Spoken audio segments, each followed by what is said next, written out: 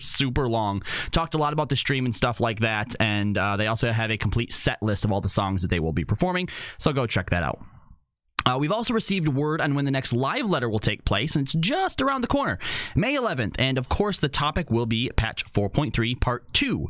The special guest for this letter will be Asumi Matsuno, who is the CEO of Algebra Factory. Oh, I hate algebra. And renowned game designer. He'll be talking about the forthcoming return to the Evil East raid, the Readerana Lighthouse, and all questions you can submit. He will choose from and have to do with that. So, am I supposed to know who this is? Matsuno? I have. He's the guy who made Evil East. He's one of the Evil East guys. Yeah. Okay. But I didn't realize that a game company is called Algebra Factory. Apparently, that's a weird name. It's a terrible name. It's like, I definitely don't want to play those games. Yep. And we've also seen some more updates to the 4.3 website. They've added a little bit here for us to maybe dive into concerning, of course, the Evil East raid. It says, and it does, I think, give us a little bit more of a clue or insight into why we're going there. Because remember, a lot of us were like, what the fuck is supposed to come next in the story? So it says on the website, south of Rabanasti is a remote corner of the Valnard Sea, gapes a fathomless maw. Gay! You said nard. You know how I know you're gay? Is that not what it says? Valnard. It is the Valnard Sea. Because you want Val's nards. To gape for you. For centuries has slowly devoured the world around it. Well, we heard that you're gay. Readerana. Whether you believe the Cataract Natural Wonder or Demon Toward Gate to the very underworld, journeys to her edge should be made with the utmost caution, seeing as none who have stumbled into the darkness have ever returned to tell their tale. An ancient spire once used by the Dalmaskins as a lighthouse rises defiantly above the churning waters to warn for thoughtful and foolhardy alike. It is into this spire that the transformed Bagaman has fled. It is into this hell that you must follow. So, did he take something? We gotta follow Bagaman? Didn't he take Alma? He did, didn't he? Kidnapped Alma. Damn it. So it's just a rescue mission? That's it? Yeah. That's kind of lame. You're lame. That's super lame. Yeah, but I mean, the narrative that holds these raids together is never great. That's, all right, This I guess one's that's fair. not bad compared to previous ones, though. We'll see. Okay. I was saying that about Void Ark until about the third one, and then I went, oh god. Well, hold on. Compared to Omega, she's not wrong. Okay, but that doesn't make it good. That's also fair. Yes. Yeah. Compared to Alexander. Nika, what's your favorite part about the Evil East narrative?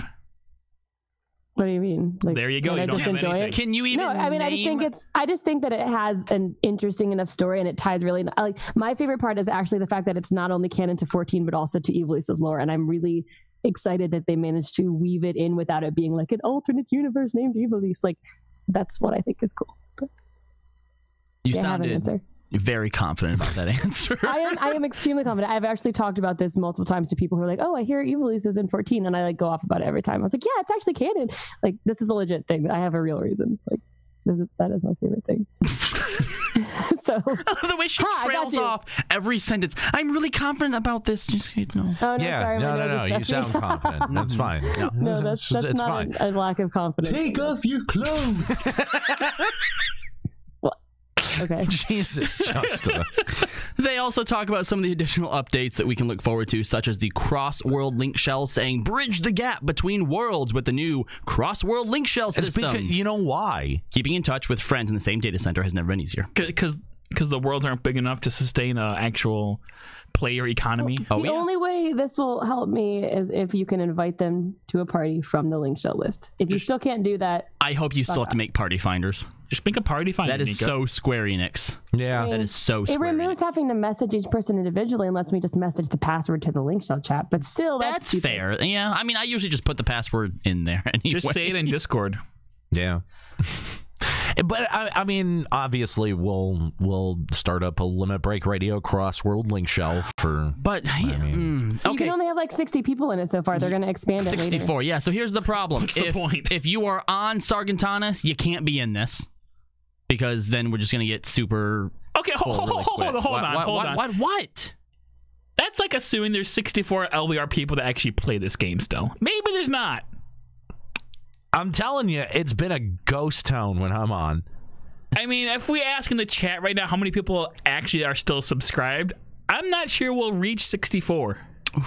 But No, I'm telling you, there has been a big, like, the rating scene right now has been mostly in the Party Finder. I've been like rating with a ton of different people trying to do, like, the pug game is pretty strong on 05, 6, and 7. You know why all of the rating is done in Party Finder?